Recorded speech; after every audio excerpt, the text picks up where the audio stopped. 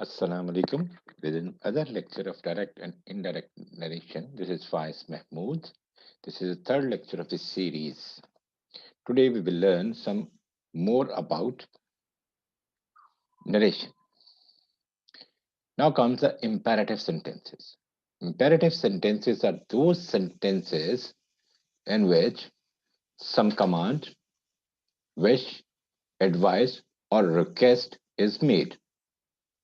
These sentences usually start with the first form of the word. I repeat, first form of the verb, or do not or never. These sentences start with first form of the verb with do not or never.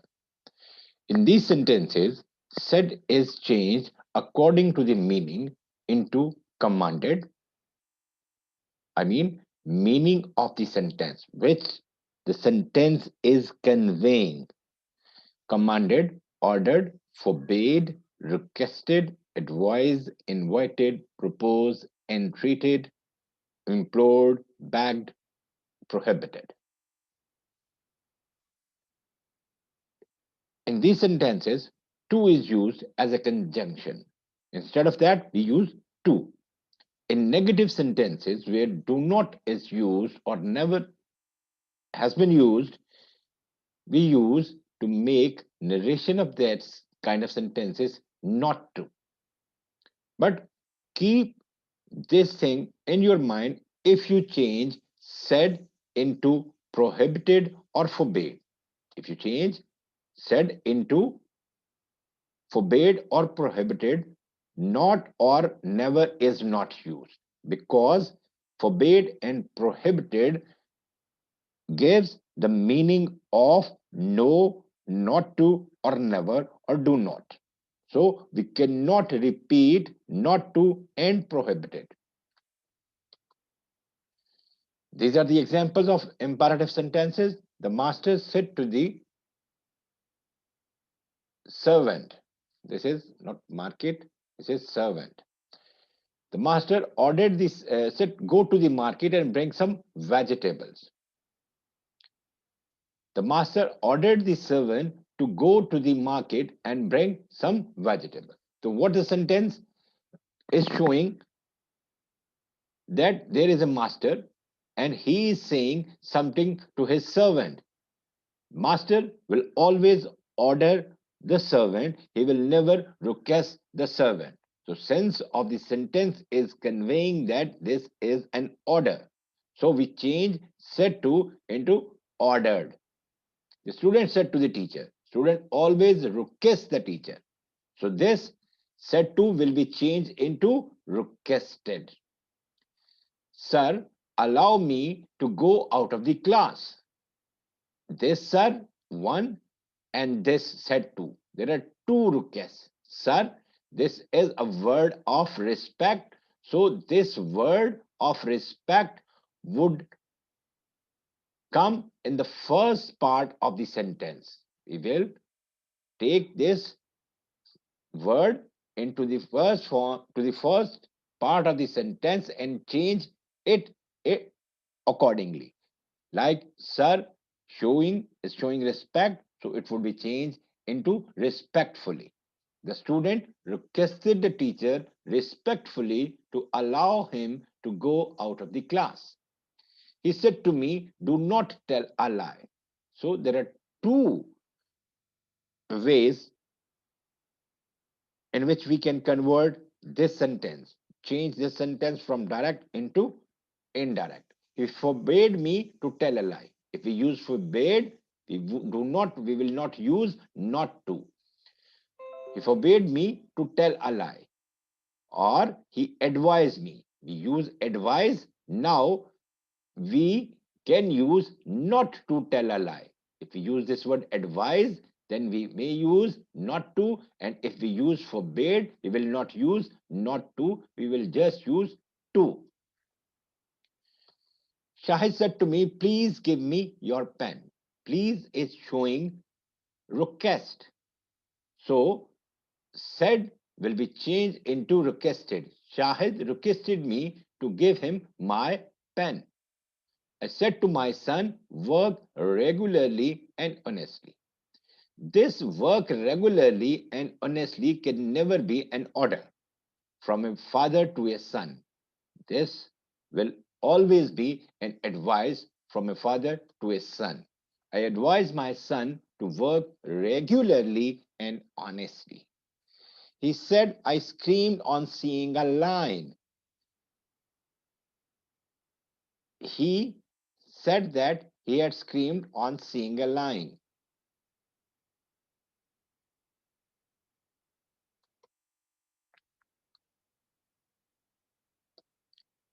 Now, the second type of imperative sentences are those in which let has been used. Let is used to make a proposal or suggestion. Let is also used to in the meaning of allow or persuade. If let is used in the meaning of proposal or suggestion, the way of conversion would be said is changed into proposed or suggested. Let is changed into should. Let is changed into should. Let us go for a walk. Like he said, let us go for a walk. He suggested or he proposed that we should go for a walk. This is the way of changing let and said into propose and should. And that is used as a conjunction in these kind of sentences where let is used for a proposal or suggestion. When let is used in the meaning of permission, let's allow us or persuade, you, we use to before let or and the other method is changing of let into might be allowed. Might be allowed. If we change let into might be allowed, then we use that as a conjunction.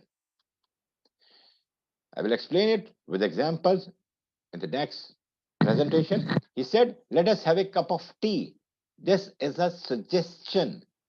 So this let is showing a suggestion. So said would be changed into he suggested that they should have a cup of tea. This let has been changed into should,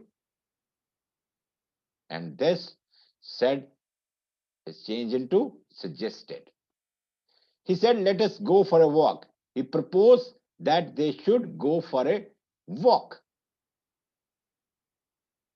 Let has been changed into should, and this said is changed into propose. So this is the way in which some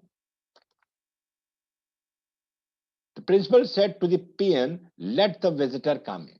There are two ways to convert this sentence. The principal asked the peon that the visitor might be allowed to come in.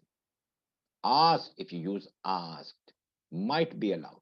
Or the second way is the principal ordered the peon because he is the authority, he is his boss, he may order him. The principal ordered the peon to let the visitor come in.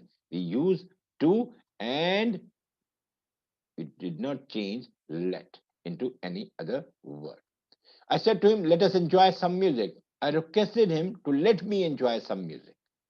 This is the one way. The second way is, or I requested him that I might be allowed to enjoy some music. These are the imperative sentences and examples. Another type of sentences are exclamatory sentences. Exclamatory sentences are those sentences which express happiness, sorrow, or wonder. In that case, said is changed into exclaimed with joy, exclaimed with sorrow, exclaimed with wonder, or with some other suitable word like blessed, confused, wished. Words. These words tell you that these sentences are exclamatory sentences. The use of these word and the use of this exclamation mark, it is the sign of that sentences are exclamatory. Hurrah, alas, ooh, ah, ouch, bravo, kudos, cheers, etc. are the words which are used in exclamatory sentences. Moving forward, we will explain it further. These are the rules. Omit words showing exclamation. Hurrah, alas, cheers. You will omit these words. The sentence will be changed from exclamatory to a simple one. Sentence will be made a simple, assertive sentence like a statement. Conjunction that will be used in exclamatory sentences. The words how and what, if these words are used. What a fine day today. This is an exclamatory sentence. How far can he go in his wishes? This is the kind of exclamation. If these are used at the start of the sentences, if these two words are used in an exclamatory sentence at the start of the sentence, and if there is an adjective after these words, what and how, use very. If there is an adjective, use very. If there is a noun after how and what, use great. I repeat, if an adjective is used after what and how, use the word very in the reported speech. And if there is a noun after what and how, use a word great in the reported speech while converting direct narration to an indirect one. Like he said, hurrah. Hurrah is an exclamatory word, so we have used this exclamation sign. So it is representing happiness. We change said into exclaimed with joy. Then conjunction that has been used. He said, hurrah, we have won the match. He exclaimed with joy that they had won the match. The changes of pronoun and the changes of tenses will remain the same as in a simple sentence. He said, alas. Alas, showing some loss, some sorrow, some grief. So we have used exclaimed with sorrow that he was undone. He said, how clever you are. This is the word how. And this clever is an adjective. We read in the previous slide that if an adjective is used, we will use the word very in a sentence. He said, how clever you are. He exclaimed with wonder that I was very clever. He said, what a fool Aslam is. What a fool Aslam is. Aslam has been used, a noun has been used. A noun has been used after what? So he exclaimed with wonder that Aslam was a great fool. He said, bravo, Shahid, you have played very well. This is a name, and when we address someone with the name, we we took this addressing word into the first part of the word and use it after applauded, after said. This is bravo is an appreciation, so we use applauded, or we may also use appreciated. We said, bravo, Shahid, you have played very well. We applauded Shahid, saying that he had played very well. So, this is the way of changing exclamatory sentences. The narration, changing narration of the exclamatory sentences. Now, last but not the least, optative sentence. Optative sentence are those where we pray for someone, we curse someone, we wish something, we wish for something. And what are the rules? Said is changed into bade. Said is changed into blessed. Said is changed into wished or prayed or cursed. That is used as a conjunction, and sentence obviously is changed into a simple sentence. These are the operative sentences. He said, may you succeed, my son. May you succeed. It's a pray. It may be a wish. So, said can be changed either into a prayed or wished. He prayed, he wished that his son might succeed. The beggar said, may you live long. Beggar is praying, may you live long. It's a prayer, live long. The beggar prayed that I might live long. The slave said, oh, that I were a free man. Oh, that and would that shows a wish. And whether the pronoun is singular or plural, were is used with singular, either the subject is singular or plural. It is always used in past and in plural. The slave wished that he were a free man, or we may also say that he had been a free man. But to save yourself from confusion, you may use the same expression, oh, that it tells us a wish. The slave said, the slave wished that he were a free man, I were a free man. It's an easy that you keep this expression as it is instead of changing it into had been a free man. He said, would that also shows a wish. I were a king. He wished that he were a king. The beggar said to me, may you go to hell. May you go to hell shows that it's a curse. The beggar cursed that I might go to hell. He said, good morning. Good morning. Simple. He greeted me. My friend said to me, goodbye. See you tomorrow.